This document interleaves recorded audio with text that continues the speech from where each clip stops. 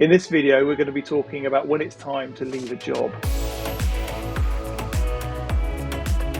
So I generally, if you're working in a job, found that you know when it's time to leave before you're actually ready to leave. And this will usually be because things are happening in the job that you're just not, you're not enjoying, you're not happy with. And it will always come down to usually the people you work with beginning to irritate you, or they're sort of not being very helpful or not being respectful. Damn it! Jim! Okay, hold on. Judge is in session. What is the problem here? You put my stuff in Jell-O again. You're being overlooked for opportunities is a big one where you feel other people who don't deserve it perhaps are getting opportunities ahead of you, or you're starting to hate your work. And I know that's something very common where what you went into the job with and the aspirations and hopes that what it would be, and then what it ends up as, we all just kind of, you feel like you're churning out dross that you don't really care for and isn't going to help you build your portfolio. That's often you're going to sense, what, this is not working for me anymore, it's time to go. So the first thing is obviously you'll sense this. Next is going to be making sure that you are leaving for the right reasons, because if we leave and we're not organized, you're going to end up going from a crap job into what looks like a nice job, but is also a crap job. It's a bit like a rebound relationship. It's like you leave one relationship because it goes wrong. You get with the first person who takes your fancy, and then you realize, oh my God, this person's a nightmare as well. What have I done? So we need to make sure we don't do that. And the way to do that is simply, you've got to have a plan. That's the first thing. I know it's kind of boring to be quite practical, but genuinely, if you don't plan what you're going to do and try and work out, firstly, kind of what do I want to be doing? Because if I'm leaving, I've got to leave for something better. I've got to then also go, who do I want to work with, and why does that matter to me? And what am I not getting from this job, which I want to be getting from my next job? And like anything, and again, the same relationship analogy applies. Being clear on what you want from that relationship, and particularly this workplace relationship, makes it easy to filter, because when people come along, you're going to have a sense of like, well, do they fit in with what I want, so I don't get hoodwinked again. So that's the first thing. Have a plan, be sure on why you're leaving and what you're looking for your next job. And then while you're at your current job, I didn't do this, so I always recommend people to do this. But the big thing is build relationships with the people you are currently working with, because if it all goes wrong and you have to go back after trying to leave. And I am back in the form of a new company, the Michael Scott Paper Company. The fact that you haven't burnt your bridges with your current boss is a good thing. And there's often, I've heard a lot of places who, even if you don't mind the place, but you want to leave just because you just want to change, those places can be really great at not only referring you to other people if they like you, but also giving you jobs and like part-time freelance work while you're trying to find something more secure. So that's massively important. Don't, and irritate your boss, keep that relationship good.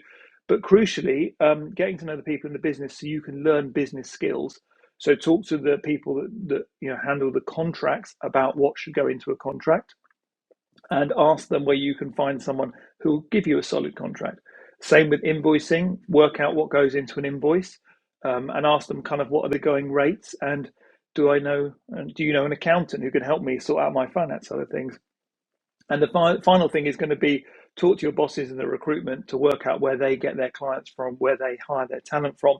And if they're good enough, they'll tell you kind of what they're paying as an industry rate. And that'll probably involve a combination of kind of learning where they network for clients and introducing you to headhunters.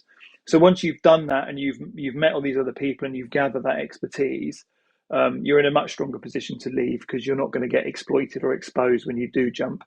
Unlike me, when I left, I didn't know what I was doing. And like I said, it's a massive headache to learn on the job. The final bit of all of this, and this is the most important bit I found, which is to save some sort of nest egg. And the reason why you want some sort of savings is it gives you the ability to say no. And being able to say no is enormously powerful. And the trouble is going to be, if you need the money, you're going to say yes to bad jobs. And those bad jobs will introduce you to bad clients, which means you do bad work.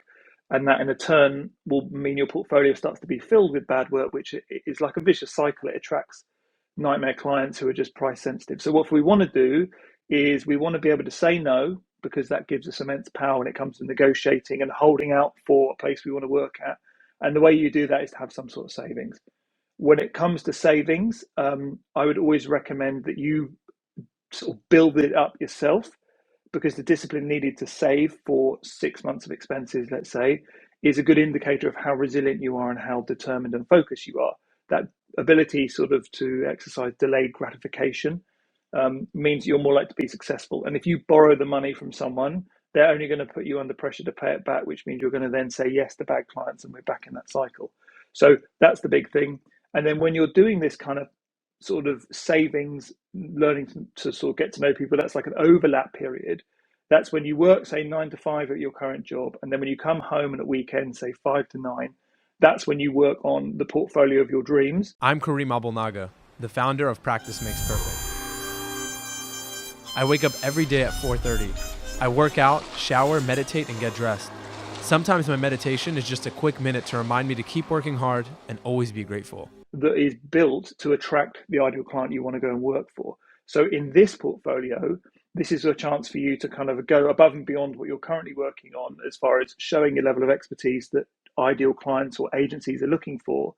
And you can begin to build it in a way that is designed to attract them. So thought leadership, interesting case studies, examples of your work. And I've often find a lot of people say, well, what if I've got no work to show, or the projects I'm working on at work aren't quite right? I would say the two fixes are you can take an existing project that you've done for a client and kind of build out a spec aspect of that based on the real work. So if you want to get into creating, say, Facebook ads or social media content, but the current project you're working on is just been building websites and doing branding, there's nothing wrong with taking that existing brand identity and creating fictional social posts based on the strategy you used to build it. That again is kind of extending the project. Or it might be even easier to kind of, I always love doing spec work based on pop culture. So you take something that's already popular. So if I was doing a rebrand and I wanted to appeal to kind of hospitality and restaurants, I would take Central Perk in Friends and I would rebrand that for a modern market. The reason being is if you take something from pop culture, it already has the context and understanding around it. So people already understand what it was before. And then they can put that in and connect it to your current update and your rebrand, and they can see how you've improved it. Plus, they know it's fake, but it's fun, and they're not going to hold that against you. So that would be my examples and my rules. If you want to leave a secure job, know why, have a plan, build those relationships, save the money, create the awesome portfolio, and then go for it, because nothing is worse than wasting your life staying in a job you hate, because you can't get time back. And I promise you, the bitterness and regret is the worst thing. So just leap and go for it. You can always go back. It's not a big deal. Always, always, always go for it. And if you get stuck or you have any questions, I'm always here to help. So feel free to reach out to me.